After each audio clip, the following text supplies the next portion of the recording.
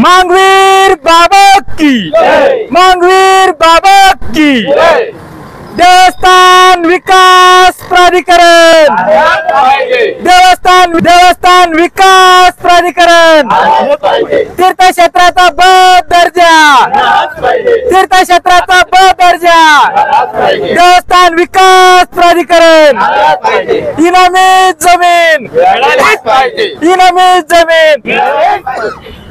महाराष्ट्र के छत्रपति संभाजीनगर में जो श्री क्षेत्र शेंद्रा का मांगवीर बाबा देवस्थान है, इस देवस्थान को तीर्थ क्षेत्र का ब दर्जा देना और देवस्थान का विकास प्राधिकरण घोषित करना, स्थापन करना, इस मांग को लेकर आज लौह प्रहार संगठन की ओर से संभागीय आयुक्त कार्यालय के सामने धरना प्रदर्शन आंदोलन कर रहे हैं। गवर्नमेंट ने हमारी मांगों को लेकर गंभीरता पूर्वक ये मांग पूरी करना चाहिए, अन्यथा गवर्नमेंट के खिलाफ आगामी काल में हम बहुत बड़ा जन आंदोलन शुरू करेंगे, ऐसा इशारा हम लौह प्रहार की ओर से देते। संतोष शंकरराव पवार।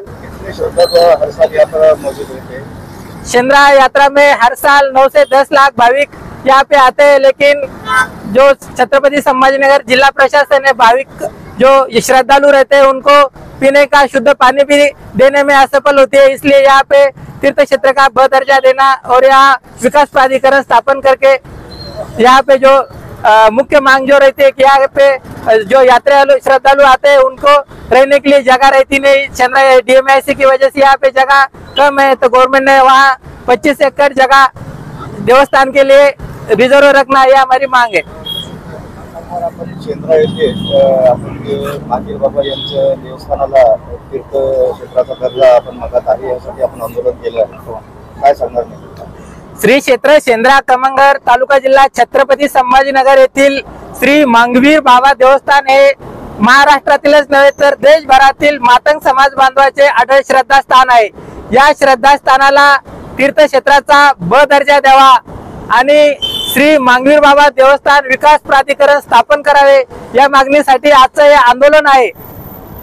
तर या आंदोलनाच्या माध्यमातून आम्ही शासनाला सांगतोय की शासनाने देशभरातील व महाराष्ट्रातील मातंग समाजाच्या आदर्श श्रद्धास्थानाप्रती आपल्या संवेदना दाखवाव्यात आणि या तीर्थक्षेत्राला ब दर्जा द्यावा, तसेच हे विकास प्राधिकरण स्थापन करून या इथे विकास योजना राबविल्या जावात। कारण की दरवर्षी देशभरातून 9 ते 10 लाख भाविक या ठिकाणी येतात। महाराष्ट्र, गुजरात, आंध्र प्रदेश, कर्नाटक, तेलंगणा आदी राज्यातून भाविक येथे येतात, मात्र छत्रपती संभाजीनगर जिल्हा प्रशासन भाविकांना पिण्याचं शुद्ध पाणी पण वेळेवर उपलब्ध करू शकत नाही। एवढ्या हाल अपेष्टा या येथे येणाऱ्या भाविकांना सहन कराव्या लागतात।